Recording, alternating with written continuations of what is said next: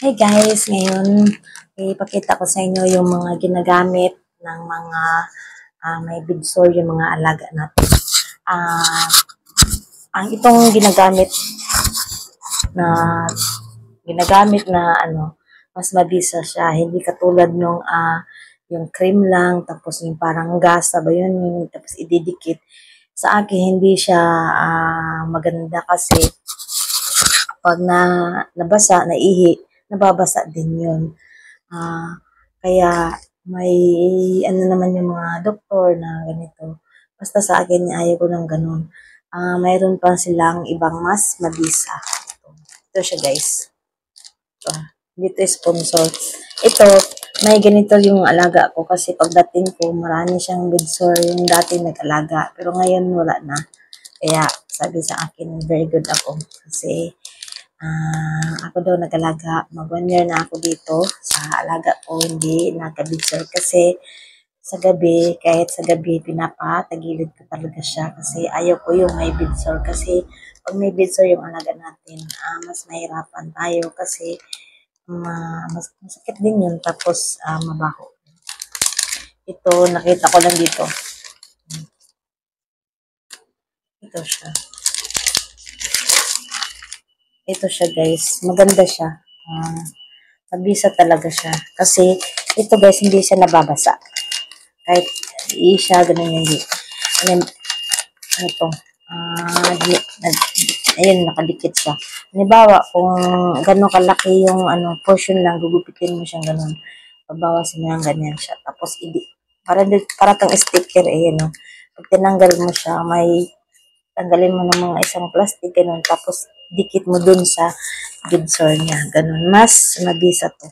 Hindi siya nababasa. Tapos, madaling gagaling yung bidsor ng alaga natin.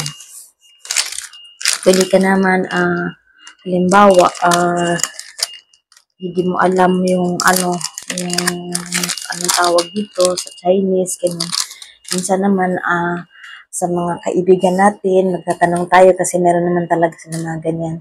Tapos yun, pa-picture, kahingi ka mga picture, ganun, ipapakita mo sa amo mo. Kasi ayun, meron naman Chinese, maintindihan nila yan. Tapos, halimbawa, makapunta ka ng drugstore, yun, tingin-tingin ka doon, makikita mo to. Pwede mong picturean, ganun. Kaya, mas madali kung para sa bidsor ng mga alaga natin. Basta maganda siya. Madaling gagaling. Kasi guys, kung bidsor kasi nung alaga, pag lagi siya nababasa, hindi siya matagal siyang gagaling. Kailangan dry siya. Dati kong alaga ang ginagawa ko kasi minsan yung mga amon mag-alaga. Alaga talaga mapababayaan nila kasi nga may trabaho sila, ganun.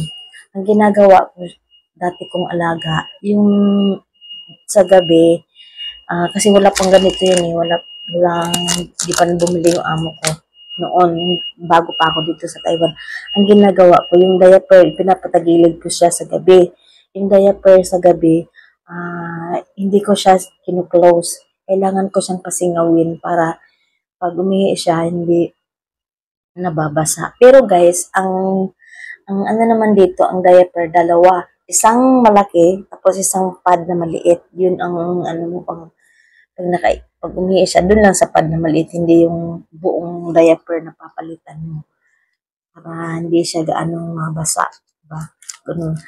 Tayo naman mga Pinoy, mga ano naman tayo, talagang gagawa tayo ng paraan, mga idea, para hindi tayo mahirapan sa gawain sa alaga natin. Kasi kung mayroon lang bidsor sa gabi, minsan naiirita din sila mag-ingay, ganyan. Kaya, mas maganda talaga. Kaya ako nagpupuyat lagi pag may yung alaga ko kasi ayoko mahirapan din siya kasi mapupuyat ka din. Okay guys, sana may natutunan. Bye! That's it. Bye! Thanks for watching.